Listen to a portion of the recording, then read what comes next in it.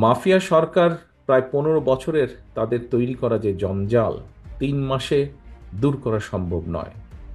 তবে 3 মাস পর সরকারের যে এই যে অন্তর্বর্তীকালীন সরকার, তাদের সফলতা কিংবা ব্যর্থতা নিয়ে জনমনে প্রশ্ন ওঠা অনার্য কিংবা অস্বাভাবিকও নয়।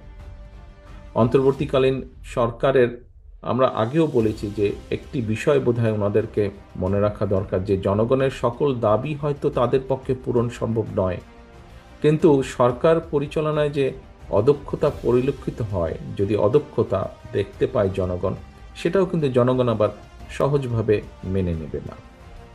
আমি এর আগেও বারবার বলেছি, অন্তর্বর্তীকালীন সরকারের প্রতি আহ্বান জানিয়ে বলেছিলাম যে রাষ্ট্র মেরামতের কর্মযজ্ঞ সম্পাদন করতে গিয়ে অগ্রাধিকারের সেটিং যদি ভুল হয়, অর্থাৎ কোনটা প্রায়োরিটি দিবেন ওনারা সেটা যদি ভুল হয়, তাহলে কিন্তু জনগণের কাছে সরকারের অদক্ষতা হিসাবেই কিন্তু এটি বিবেচিত হবে।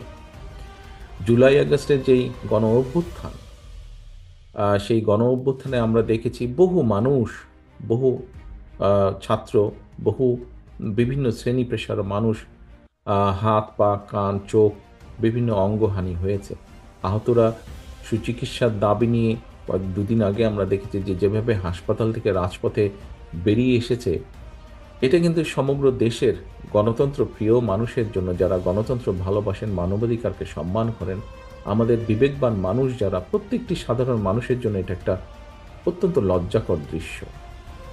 স্বাভাবিকভাবেই প্রশ্ন উঠতে পারে যে জুলাই আগস্টের ছাত্র জনতা যে বা জনগণের যে গণ অভ্যুত্থান, আহতদের চিকিৎসা নিরাপত্তা কেন অন্তর্বর্তীকালীন সরকারের অগ্রাধিকার লিস্টের নেই, বা থাকলেও কত নম্বরে ছিল।